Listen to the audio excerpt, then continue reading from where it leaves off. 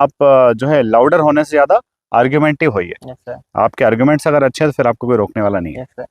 और सर जैसे कोई पर्सन बोल रहा है, अपन उनके ओपिनियन के साथ एग्री भी कर रहे हैं, इसके साथ साथ अपन को अपना कुछ फैक्ट अपने मन में याद आता है, कोई फैक्ट, डेटाज, रिपोर्ट या फिर रैंक्स अपने माइंड में कुछ फैक्चुअल डेटा याद आता है, तो अपन उसको जैसे ग्रुप बोल रहा है तो उसी टाइम पे बीच में इंटरप्ट करके बोल सकते हैं, फिर रिलेट करना पड़ेगा जो लास्ट कैंडिडेट ने बोला उस वर्ड के साथ।